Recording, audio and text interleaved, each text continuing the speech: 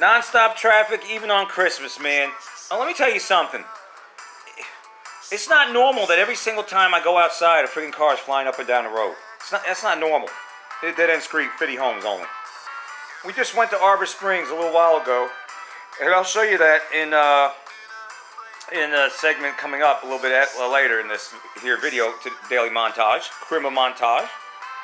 And those homes there, first of all, gigantic. It's better than yours, better than Lester's. And the thing is, you know what? They don't park on the lawns there. And we were there for 30 minutes. Guess how many cars I saw in 30 minutes? 6. In a place that massive. 6 cars. All right? So, if I'm seeing 6 cars in a neighborhood that's way bigger than this one, this is only about a 0.4 of a mile long. That's it. Those neighborhoods are, I don't even call them neighborhoods, subdivision, Arbor Springs. Oh my God, they're huge. They're tremendous. All right? 6 cars. That's only 1 per minute on Christmas night. 6 cars at Arbor Springs in an area that's, I don't know, maybe 4 times bigger than this neighborhood, 5 times. All right? Even Barrington Farms has got hundreds of homes. We only have 50. But 6 cars, that's only 1 every 5 minutes I saw then. All right? In a 30-minute time period. As soon as I get back here, I want to make a left turn in the neighborhood. Right? There's a car ready to make a right turn. I mean, it's right there waiting. I mean, it's unbelievable. And then 4 cars within 5 minutes. That's not normal, folks. That is not normal.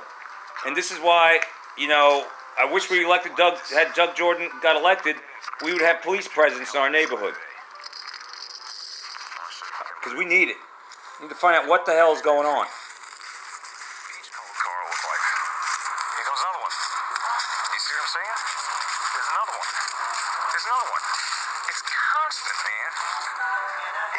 Never stops. It's constant. It really is. When I say it's constant, this video does not even do it justice. We really do. We need police presence bad. It just doesn't. I'm going to stand there for like 30 minutes and do a montage, time lapse, and you'll see. In the meantime, Rookie, I was over when this guy gets to the gym. Take a look at Chip. Chip put on 25 pounds, he said, in 1 week. That's phenomenal. He did look bigger. I'll have to hand him that. He's got his traps back. And he's on his road, man. He's on the road. Look at him. Chip Fowler's a freaking beast. He's beasting. That's right, Chip. That's right. He'll kick Lester's Cooley and the Birds at the same time. He says he's ready to take on Brock Lesnar. Not yet, Chip. Not yet. We got some training we got to do with you. Get you ready for the WWE World Wrestling Entertainment with Chip Fowler. We got to come up with a name for you, though, Chip. In the meantime, Shakalaka, I went all the way to like a 5:45, almost 6 o'clock, about 5:45 without eating from last night. That's almost 20 hours. That's about 20 hours. And then Mirage shows up.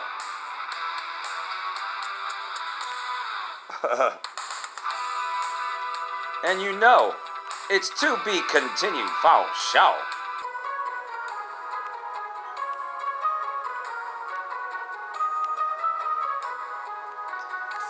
Merry Christmas, everybody! Ho, ho, ho! Yeah, Merry Christmas.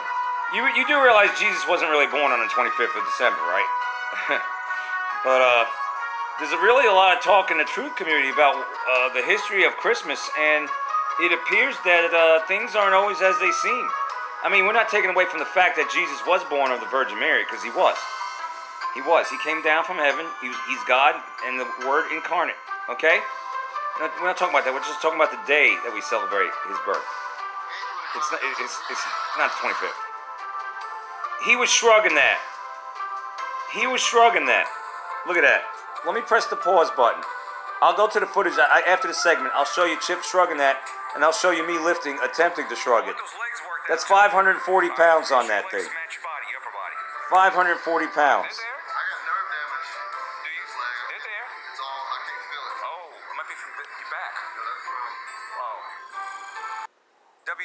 All right, there's Chip.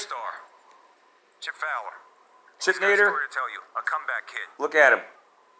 Look at him. 6'4", 285 pounds.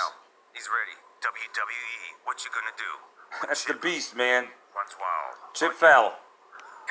He will destroy Lester. He'll definitely destroy Birdseye, hands down. So there he goes. And I'll have to hand it Chip. I mean, he needs to work on his form when it comes to that. But this guy. He says air is his protein. That's how much muscle he gains over nothing. All he has to do is walk in the gym, and he gains muscle. He just gets bigger. I've never seen anything like this guy right here. Watch him. He's about to shrug 540 pounds. Oh, no. He's about to make short work of that. 273 series. Lift him up high. Look at Chip, man. Now he's lifting some Look at him. weight. Shrugging 540 pounds. 540. And now I'm looking at it eyeball and thinking, can I even lift this thing? 540. Now, I can't lift that off the ground. I want you to understand that. I don't even know if Chip can do that yet. He said he could do 500. He might be able to, but I wouldn't want him to attempt it right now. He needs to see what he could do with lesser weight. Get back into deadlifting, just like I'm doing. But, you know, to lift it up an inch, just even budget, I couldn't shrug it, though. I couldn't shrug it, so... You know, At least I picked it up. Go ahead, Chip. don't expect a 170-pound guy to be as strong as a 285-pound guy. It's not happening, especially the caliber of Chip. All right, but pound for pound, you know, shakalaka's in it. Now, if I was 240 pounds, yeah, I'd be able to budge that. I'd probably rep it about 4 times, probably, but not right now. The most I've ever done was about 300 and I want those legs worked out too. 335. Make sure your legs match your body, upper body. I want those legs worked Yeah, the most I ever shrugged was with a 335-pound barbell. He's got the legs. I just want to make sure his legs are comparable to his upper body. I don't want him neglecting his legs. So, you know, 20-hour intermittent fasting today. I don't know if I'm going to attempt that tomorrow. I might, but don't quote me. What's tomorrow? Tomorrow's leg day, so I don't think I am. I don't think I am. I might, though. I might. We'll see. We'll see. I mean, we'll see. We'll see. But anyway, intermittent fasting, I went as long as 20 hours. And I went as long as, we'll say, 14 and a half hours without drinking anything. Plus working out for about an hour in there. So, yeah, I'm just seeing how far I could go without. Because, you know, there might come a day when there's a food shortage, you know, water. There's a lot of chatter about that. Depending on what channel you watch. I watch the truth channels, which back it up with proof.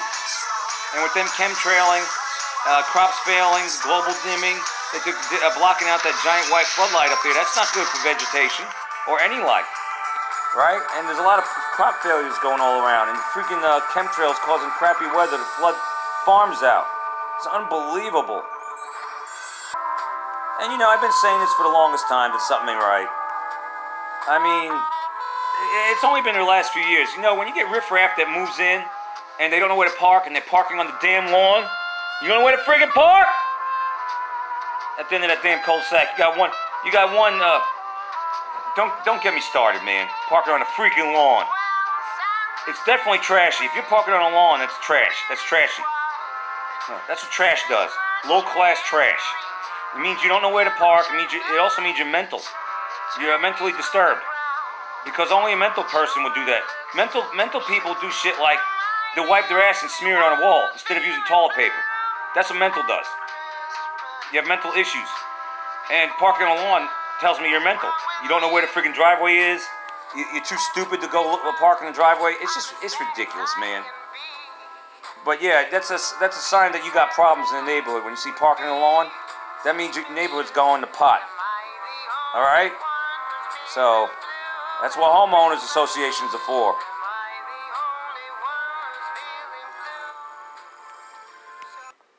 And just like the constant traffic is constant, so is the chemtrailing. I mean, I watched them. I watched them up there spraying, the planes, spraying like a roach. Merry Christmas. That's what they're saying to you. You little bug you, we're going to spray you for Christmas. It's a gift that keeps on giving. And it ain't in a good way given. People need to wake up, man. They actually took a day like today. Regardless if you believe Jesus was born on this day or not, we celebrate his birth. We celebrate, you know, the coming of our Lord and Savior, born of the Virgin Mary, right? Born in the manger, was nailed to the cross, but he'll come again in glory to judge the living and the dead, all right?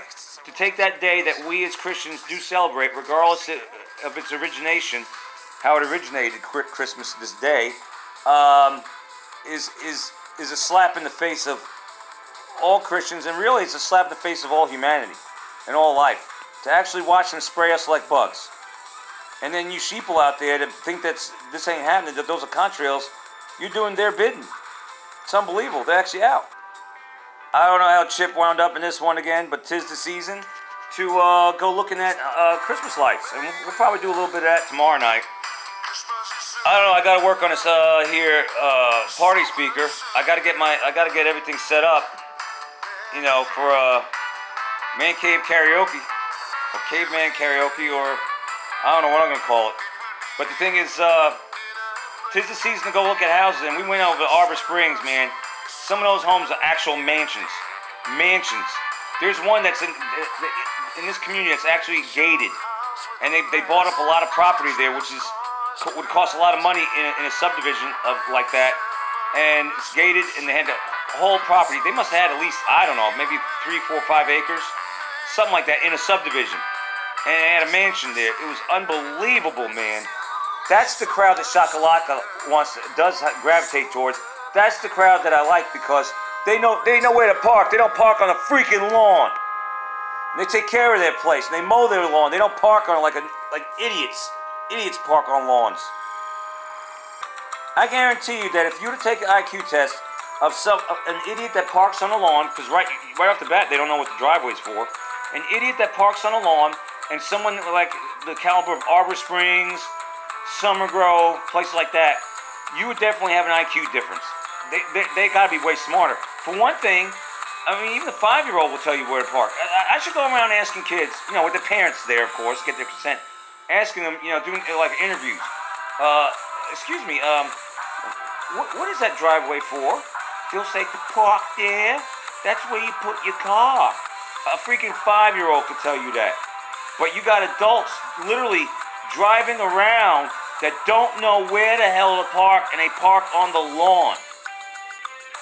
That's dangerous. These are probably, I mean, they're no regard, Beauregard. I know I keep raving about this, but it pisses me off to no end. I keep ranting about it. Because it pisses me off. It's just like the level of stupidity. At any rate, very nice homes. This video really doesn't do it justice. Go to Arbor Springs if you live in Newnan. But you know what? These jackasses, not Arbor Springs in particular, I wasn't calling them jackasses or anything. I'm saying in general, jackasses, for some reason, especially around here, not New York, I think they keep their lights up longer than that. We used to keep ours on up to the beginning of the year. But they'll like take down their Christmas tree like the next day. You know, like the 26th, or already have it done by Christmas night. They shut off their lights. They don't have them on. I mean, the season goes on. This type of season goes on well into the new year. Gallenberg has their lights up to the middle of February. Unbelievable, man. Like they're all too eager to get rid of Christmas. That's what it tells me.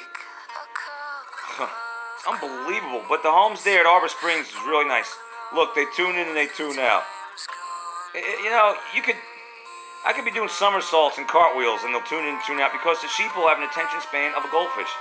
Those are just facts.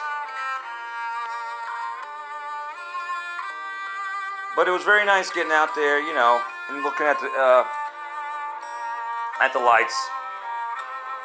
We used to decorate a lot. Even for Halloween, but it's too much work. Yeah, and guess what? They don't park on the freaking lawn over there at Arbor Springs. Alright? They take care of their place. They take care of their homes. They don't take a big dump on their lawn, meaning parking on it, you know, and that can make the bottom of the car rust out. I never thought of it like that, but yeah, dew gets on the grass and then it has to evaporate, it's going to hit your car. I love your car. You deserve your car to be rusted out. But then again, if that happened, you'd probably put it on cinder blocks and keep it there as an ornament on your friggin' front yard, because that's the kind of low-class trash that does that kind of stuff. Parking on a freaking lawn. Idiots, man. At any rate. Very nice, very nice. And I hear at Summer Grove, I think a friend of mine, Jerome Wettere, I think he said he was at Summer Grove because there was a lot of nice lights. I was like, where is that? I inboxed him. He said Summer Grove. Didn't get a chance to go out there, but Arbor Springs, man, Woo! I can only wonder what red wine looks like. Red wine's on a lake. Did you know that? Every home has a dock over there. It's nice. They use trolling motors, you know, the little electric ones, because you can't go fast there at red wine.